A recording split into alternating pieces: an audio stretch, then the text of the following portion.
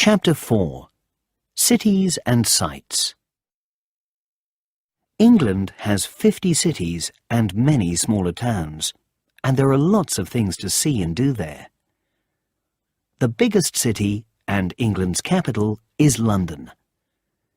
Nearly 8 million people live in London, more than in any other European city. The country's government is there, and for people in many different jobs, London is the most important place to be for work. For visitors too, London has many of England's most interesting sights and is one of the most important places to visit. London has many areas which are often very different, even if they are very close. Whitehall and Westminster are the areas where you can see some of London's most famous sights. Here, next to the River Thames, are Big Ben and the Houses of Parliament. At one time, England's kings and queens lived in these buildings, and they were called the Palace of Westminster. But today, Parliament meets here. Near the Houses of Parliament is Downing Street, where the UK's Prime Minister, the leader, lives, and where the government meets. Also near here is Westminster Abbey, a large and very important church where England's kings and queens have had their coronations since the time of William the Conqueror. Following the Thames to the north, and then towards the east from Whitehall and Westminster, you come to the West End.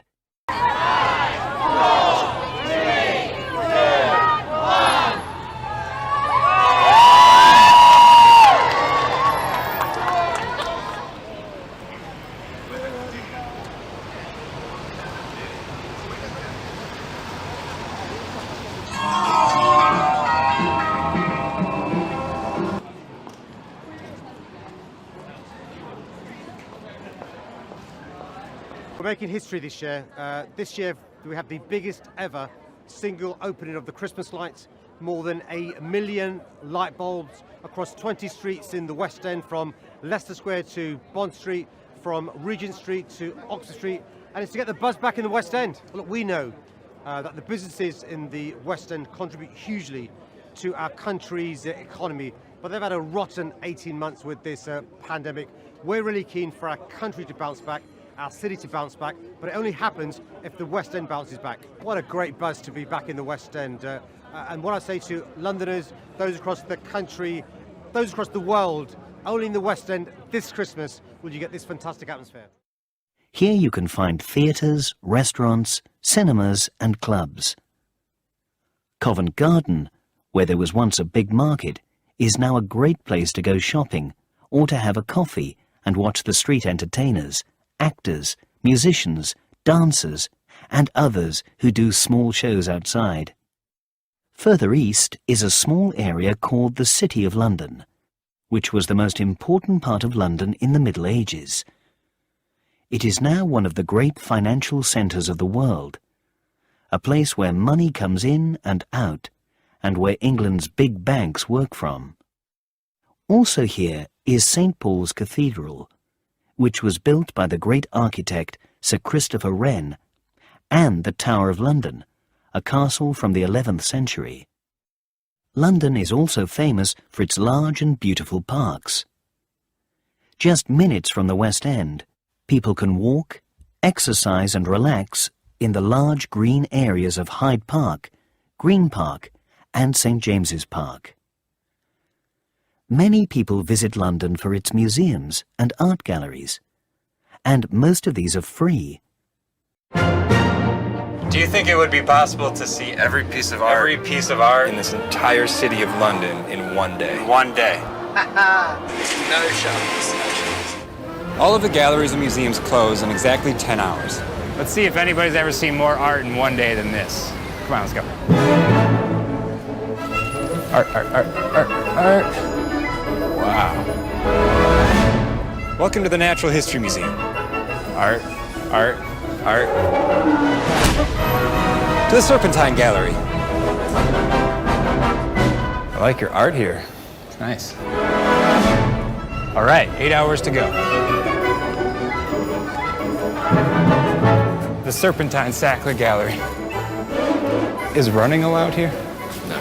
Skipping? Silly walking? Maybe silly walking. Okay, thanks.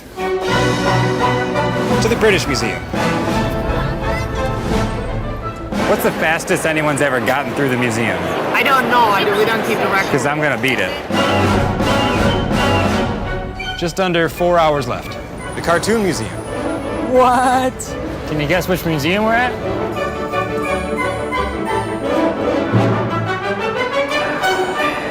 Whitechapel Gallery next. Which one do you recommend? Tate Modern is the most recent Tate in the whole world. Looks like I've got 90 minutes left. It's some big old art. Welcome to Tate Britain. Sorry? You want to see every piece of art in every single museum in London in one day? This is mission impossible. No. I'm a bold man. I'm like Tom Cruise. No. This is the Courtauld Gallery. Martini, please. It's the National Portrait Gallery. Hello. Hi. All right, it's 6 p.m. Everything is officially closed, but we called ahead, pulled some strings, and the National Gallery is going to let us in after hours. Should be pretty cool. Wow. It's really nice to just be able to slow down. We got nowhere to be after this.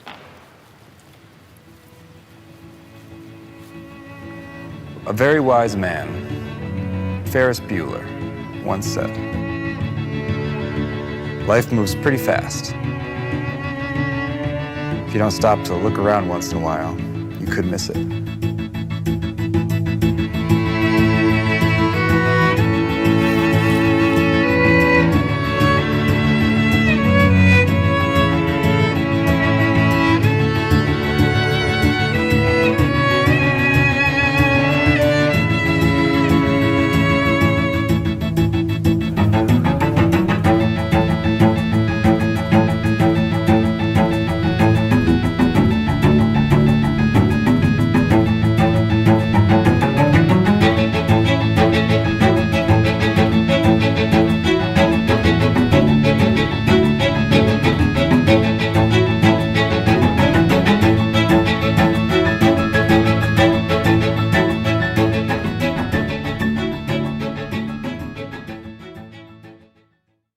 The Tate Modern is the world's largest modern art gallery, and at the British Museum there are several kilometres of rooms with more than 70,000 things to see. Many visitors to London like to take a ride on the London Eye, the largest Ferris wheel in Europe. From the top of the Eye, at 135 metres, you can see many of London's most famous buildings. London is situated in the southeast of England in the Thames Valley. Home to over 8 million people, the capital of the UK has been an important financial, educational and cultural centre for hundreds of years. Of the many gifts England has given to the world, none has been greater than her language and literature. And if ever there's a city that reads like an epic saga, it's London.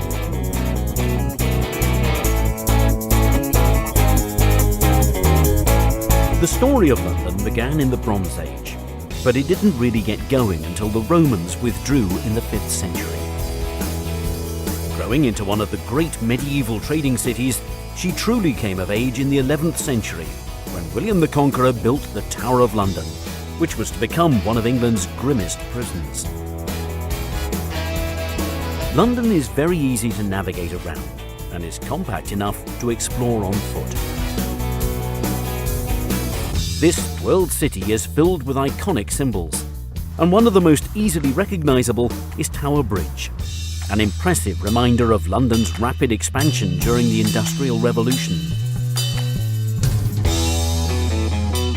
Just upriver, at the Houses of Parliament, Big Ben's reassuring chimes peal across the city every hour on the hour. Buckingham Palace, perhaps the most famous palace in the world, is the official residence of Queen Elizabeth. It's a popular London attraction, offering tours of staterooms and gardens.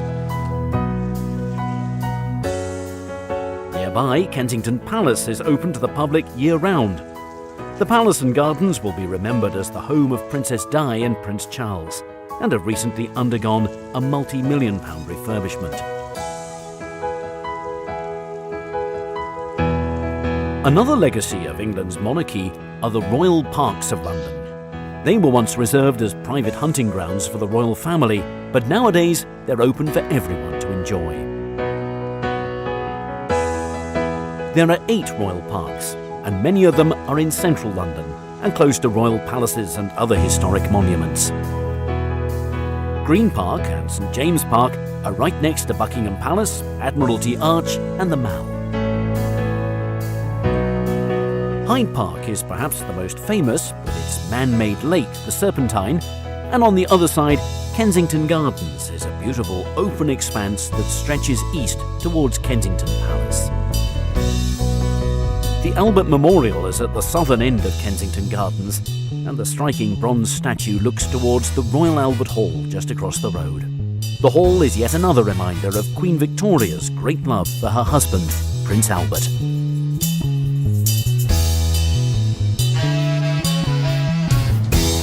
Many of London's greatest stories have begun in her houses of worship, and none is so impressive and important as Westminster Abbey. This is where kings and queens have been crowned, married, and even buried. London was rebuilt after the Great Fire in 1666, and St Paul's Cathedral is the most enduring monument to the city's transformation.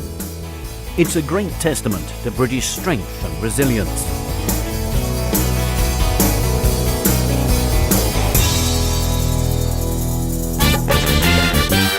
The West End in central London is a story in itself. Here, the streets are lined with ancient buildings, but the throngs of people are out to have fun. By day, the charming boutiques and cafes hum with shoppers, and by night, the bars along Carnaby Street are packed with patrons enjoying pre-show drinks.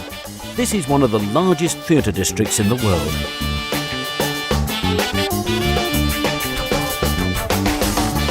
At times it can feel like you're on a Monopoly board, with Coventry Street, Trafalgar Square and Piccadilly Circus all close by. Moving away from the historic centre, London's trendy suburbs offer a different kind of story. The Portobello Road markets in Notting Hill attract thousands of visitors, especially to the antiques market that's held on Saturdays, while the edgier Camden Town features 6 popular markets that are open every day of the week and operate along her streets, the canal, and in her historic stables.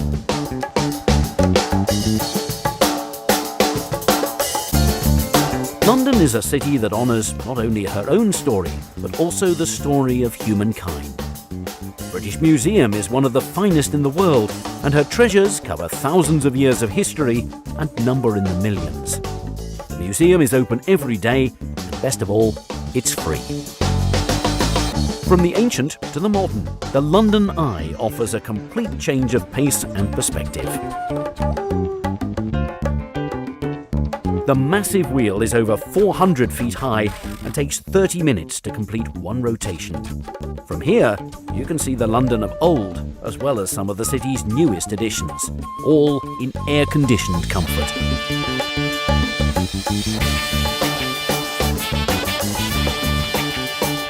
London will always be a city that looks towards the past and the future in equal measure. From Rule Britannia to Cool Britannia, the fabric and the skyline of this city is forever turning over a new page. Which is, after all, what every great story should do. Not far from London, you can visit 3 interesting and important royal places. Windsor Castle, which continues to be used by the royal family today, Hampton Court Palace, and Kew Gardens. It is less than 100 kilometres from London to Oxford, one of England's most beautiful cities, and home to its oldest university.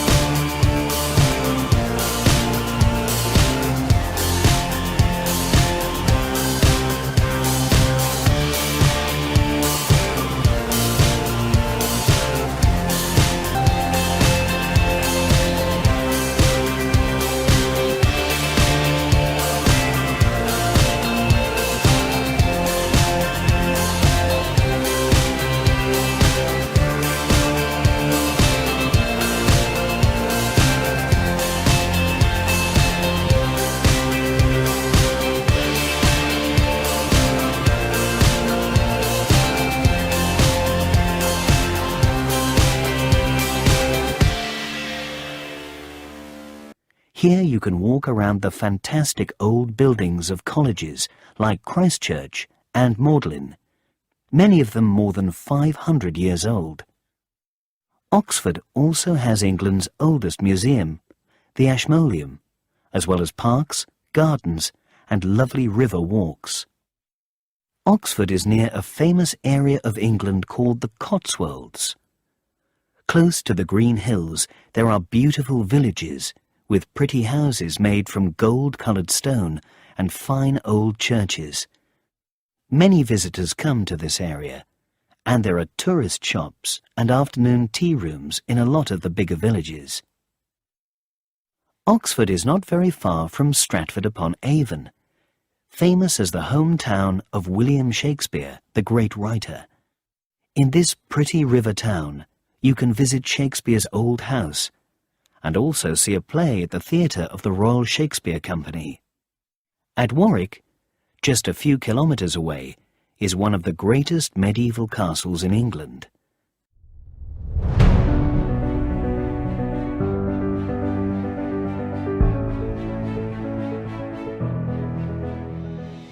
Warwick Castle is a popular tourist attraction in England which has visitors from all over the world. This castle was originally built by William the Conqueror in 1068. There's lots to see and do: a horrible histories maze, archery and jousting lessons. Massive, long, broad wings. And live experiences like the UK's biggest birds of prey show. For younger children, there are attractions based around the Julia Donaldson character Zog, including a great outdoor play area.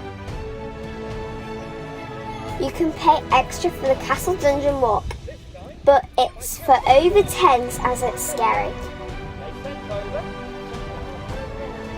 If you're lucky, you might spot a knight on horseback. And you can scale the towers and ramparts for a great view of this medieval castle. With its great towers and walls, dark dungeons and beautiful gardens, Warwick Castle is one of the most impressive in England. The University of Cambridge is almost as old as Oxford's, and the two cities are like each other in many ways.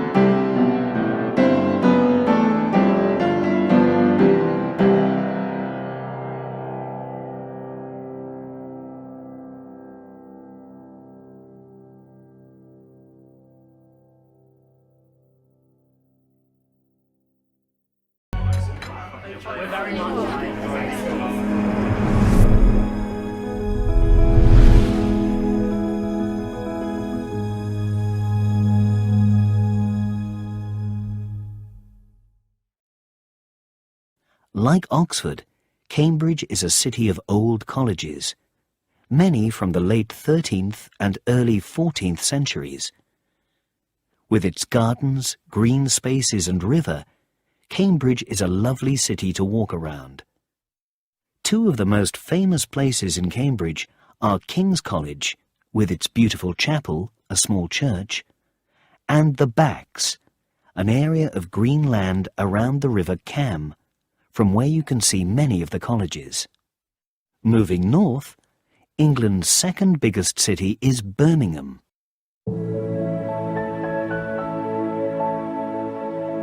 Beneath an ever-evolving skyline is a city where history, craft and innovation flow through graceful streets and canals.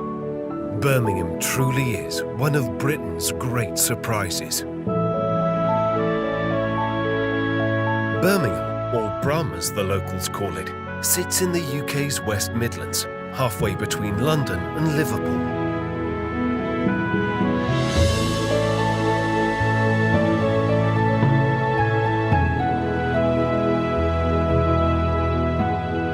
Most cities are the product of bricks and mortar, but Birmingham is built on innovation and imagination. Birmingham is a place of constant renewal, yet the city's people remain ever proud of their regal history and industrial heritage.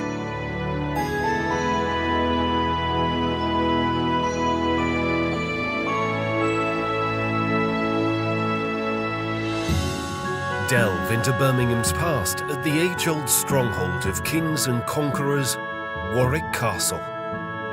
The story-soaked walls of this medieval fortress date back over 1,000 years and have witnessed Birmingham's steady growth into the powerhouse it is today.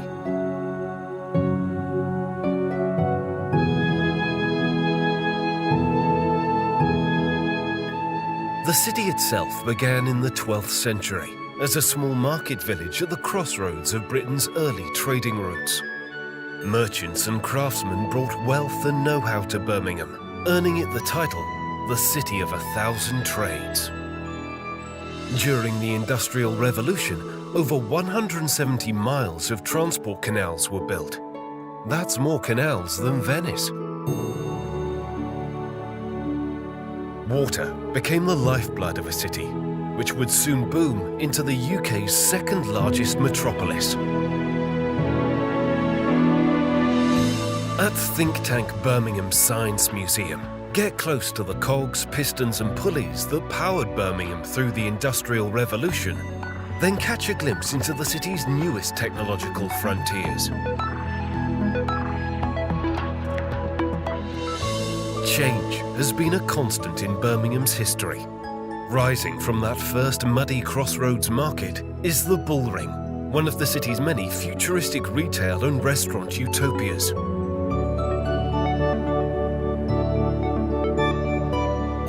While Birmingham has redefined modern shopping, the city remains the proud custodian of traditional handcrafted riches too. Wander along canals and parks to the Jewellery Quarter, a thriving urban village which sits at the edge of the city.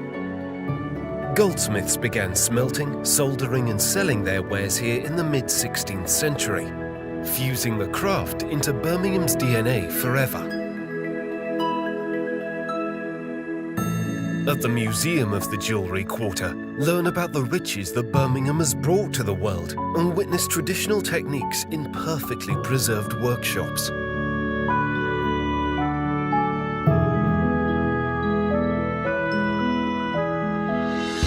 After a few pints in the Jewellery Quarter's swanky bars and microbreweries, head to Digbeth, the city's bohemian heart and soul.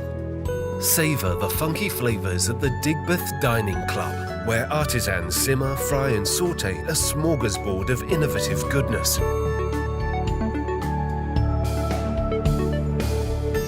Follow aromas of coriander and cardamom to the Balti Triangle, where innovative Pakistani chefs helped make Birmingham one of the UK's most popular curry hotspots. Birmingham is also the birthplace of one of the world's most beloved confectionery brands. Cadbury World can be found 4 miles outside of the city, where the pioneering Cadbury brothers created their worker village of Bourneville and large chocolate factory in the 1870s.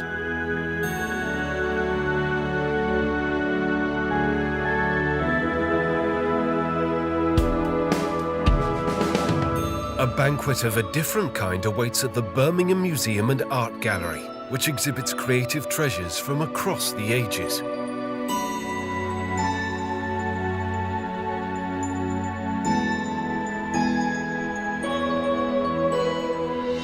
One of Birmingham's greatest masterpieces is rendered in brick. Aston Hall was commissioned in the early 17th century by Sir Thomas Holt. Once the High Sheriff of Warwickshire, Holt believed that he needed the grandest residence money could buy to show off his power and wealth. Today, the structure is a heritage-listed reminder of Birmingham's history of architectural innovation.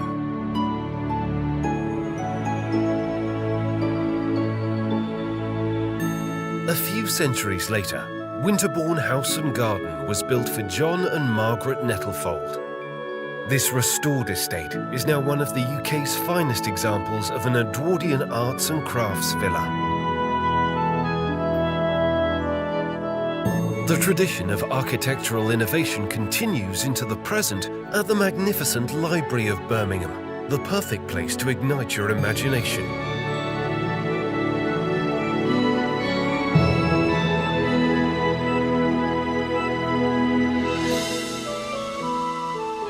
Once your literary passions have been fired up, take the drive to Sarehole Mill, the birthplace of one of the world's greatest stories. J.R.R. Tolkien spent his childhood around this mill, which inspired his fictional realm of Middle-earth, the setting of The Lord of the Rings and other novels.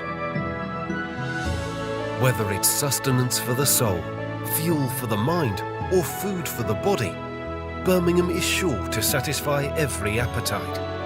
From high-end shopping to handcrafted riches, from the red bricks of history to the gleaming shapes of tomorrow, Birmingham sits forever at the crossroads of a proud past and a future of endless possibilities.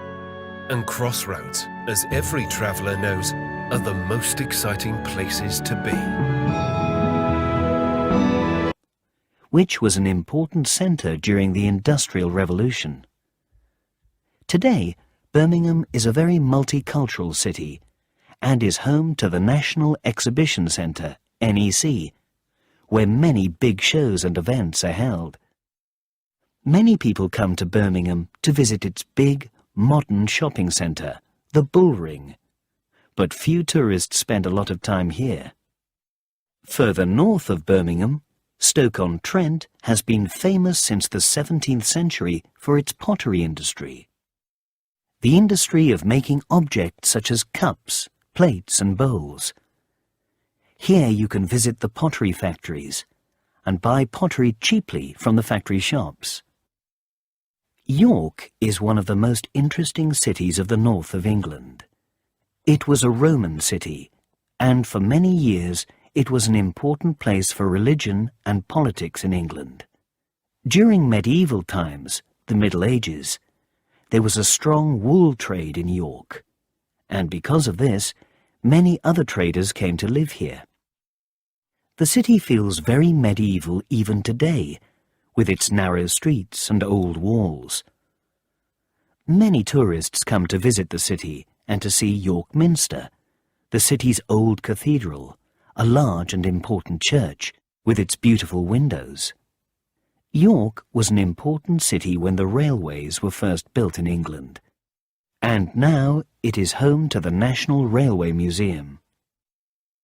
25 kilometres from York is Castle Howard, one of the best of England's stately homes, big country houses.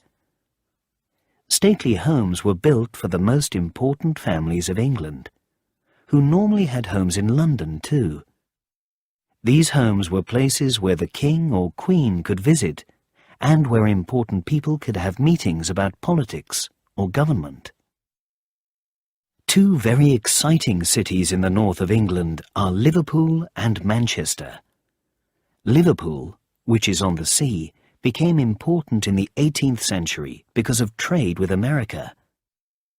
Many immigrants from the West Indies, China and Ireland arrived in Liverpool when they came to England, so Liverpool was one of England's first multicultural cities. But by the 1970s and 1980s, ships were no longer coming to Liverpool. the city's old buildings stayed empty, and it became very poor. Since 2004, a lot of money has been spent in Liverpool, and Albert Dock, where ships used to arrive, is now an exciting new area with restaurants, museums, shops and art galleries. Liverpool was home to the Beatles, and many people come here to do Beatles tours, and to visit the clubs where the famous band played, or see the homes where John, Paul, George and Ringo lived. At the Merseyside Maritime Museum, explore Liverpool's ocean-going past, from the ages of sail to titanic stories of loss and sacrifice.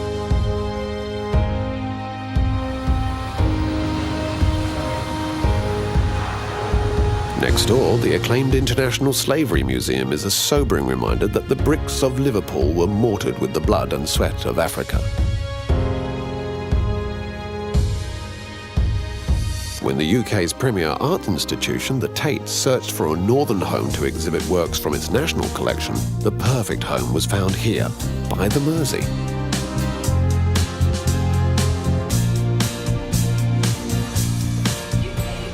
Just across the dock, climb aboard another submarine and immerse yourself in the sights and sounds of the Fab Four at the Beatles story. More than just the city's finest cultural export, the Beatles were Liverpool's gift to the world. Admire memorabilia that has acquired an almost sacred status, such as John Lennon's spectacles and George Harrison's first guitar. A few blocks away, continue your magical mystery tour down the stairs at 10 Matthew Street. In the early 60s, the Beatles performed at the Cavern Club almost 300 times, and along with the bands such as the Rolling Stones, The Who and the Kinks, helped make this tiny stage the centre of the musical universe. But to discover the true place of the Beatles, take a trip to the leafy Liverpool suburbs. Set in the basement of a quiet suburban house, the Casbah Coffee Club ran for just 3 short years before being locked up for decades. Today you can tour this incredible time capsule to see murals painted by the band and hear from those who were there to witness the explosion of Beatlemania. And that scene was painted by Paul. Step even further back into Beatles history at St. Peter's, the church where John Lennon and Paul McCartney first met. In the graveyard, where the two sunbathed as teenagers, lays the gravestone of Eleanor Rigby, the subject of one of the Beatles' most famous and haunting songs. In Liverpool, you can also see some wonderful art at the Walker Art Gallery or Tate Liverpool. Visit the 2 cathedrals or take a boat across the River Mersey and look back at the famous sights of this great city. Just 50 kilometres east of Liverpool is another big city, Manchester.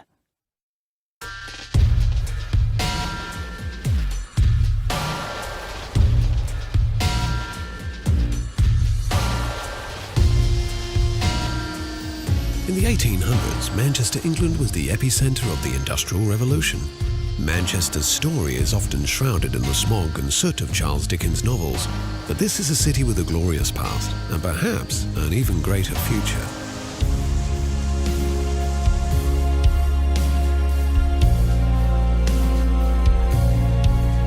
It's been said, what Manchester thinks today, the world thinks tomorrow. Manchester is a city of firsts. This is the world's first truly modern city, the place where mankind first split the atom, the birthplace of the first modern computer. Manchester's story begins here, in Castle Field, where the many chapters of the city's story merge into one. Explore the remains of the Roman fort, built to guard an ancient river crossing. Wander the banks of the Bridgewater Canal, whose completion in 1761 is regarded as the beginning of the Industrial Revolution.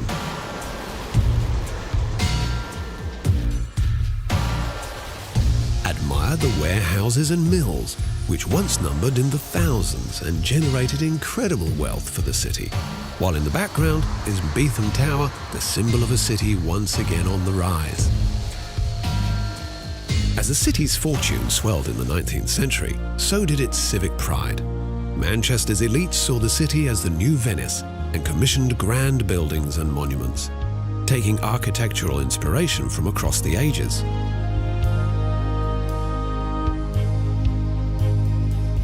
Manchester's crowning glory is its town hall, built to rival the great buildings of London.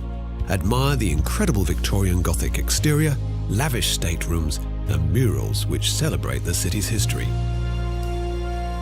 This is a building that proclaimed, "This is Manchester, and we've arrived."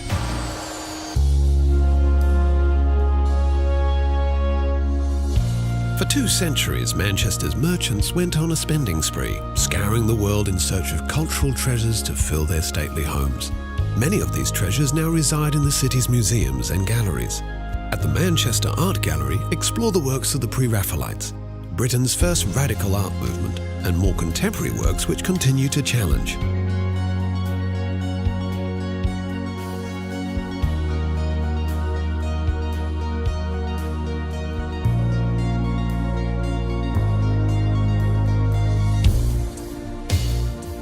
At the Manchester Museum, step into a Gothic revival time capsule housing millions of items from a T-Rex skeleton called Stan to one of the UK's most important Egyptology collections.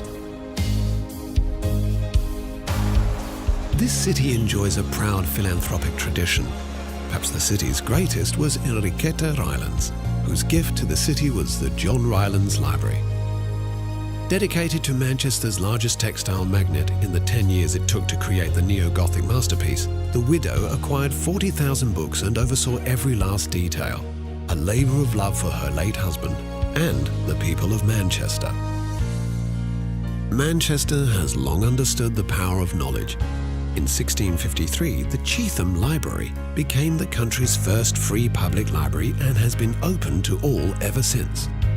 Let your fingertips wander the Tudor-era shelves, then step into the room where Frederick Engels and Karl Marx began to write the Communist Manifesto, a work inspired by the crushing conditions the city's workers once endured. Revolution and reform run deep in Manchester's waters, housed in a restored Edwardian pump house in the People's History Museum, which celebrates those who challenged Britain's rigid political and class systems. Stand before the simple desk where Thomas Paine penned The Rights of Man, a book that helped ignite the revolutionary fires in America and France. At the world's oldest surviving railway station, you'll find the Museum of Science and Industry. In the museum's power hall, feel the heat and steam that powered the shafts and wheels which once made Manchester the Empire's engine room. From textile looms to locally produced aircraft and motor vehicles, this museum is both a fascinating journey through the city's glory days and a peek into the future. The Imperial War Museum North is designed to resemble the shards of a world shattered by conflict. Manchester knows well the horrors of war. During the Manchester Blitz, thousands of German bombs rained down upon the city. In typical Mancunian fashion, this museum strips away the pomp and glory of war and reminds us instead of its human cost. After the 1950s, Manchester's fortunes went into a serious decline and the city was all but written off as a post-industrial basket case. But in recent decades, the city began to awaken once more, largely thanks to its youthful creativity. A succession of bands like Joy Division, The Smiths, The Stone Roses and Oasis shook up the foundations of popular music and put Manchester back on the map. Explore the city's incredible musical heritage in areas like the Northern Quarter and pick up some rare vinyl along the way. Then head to The Village, around Canal Street, which perfectly encapsulates the Mancunian ideals of tolerance, self-expression and good times. But if there is one source of pride that truly unites this city, it's its 2 football clubs, Manchester City and Manchester United. In 1968, Manchester United became the first English club to become European champions. Today, the club enjoys a global fan base in the millions. Learn more at the National Football Museum in the city centre, or better still, time your visit for a match at Old Trafford, Manchester's Theatre of Dreams, since 1910. Manchester may no longer be England's industrial powerhouse, but it's a city that's never stopped dreaming. Right across the city, daring new projects, innovations and ideas continue to capture the world's attention. In this city of firsts, the only question is, what will Manchester do next?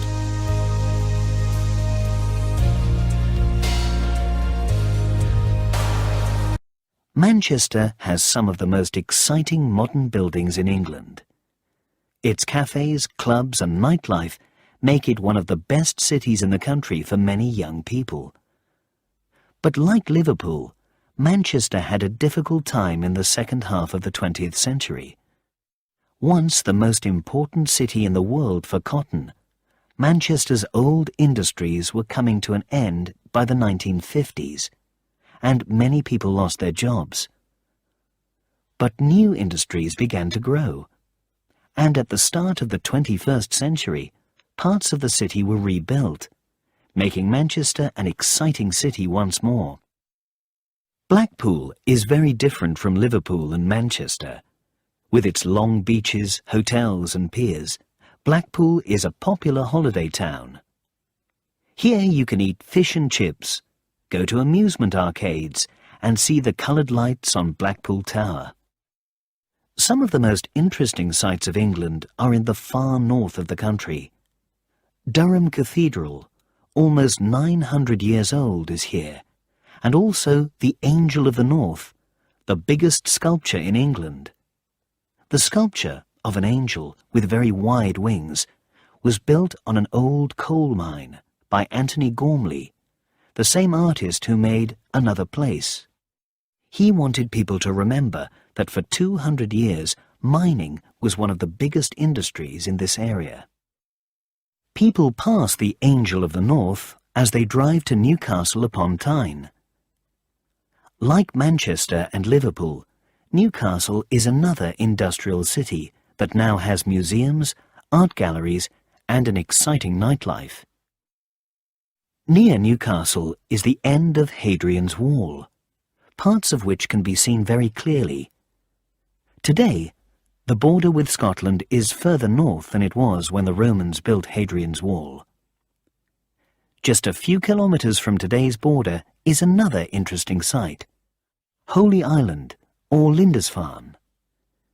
You cannot get to the island at high tide when the sea comes in closest to the land, but at other times you can walk or drive across to it and see the castle that was built here in the 16th century. Back in the south of England and west of London, there are more sights and interesting cities to see. Bath, so called because of its famous Roman baths, is a lovely little city. The old Roman baths are some of the best kept in Europe, and in the 18th century, many rich and important people came here to take the waters. Big, fine houses were built for them, and so Bath has many Georgian streets and buildings, with pretty parks too.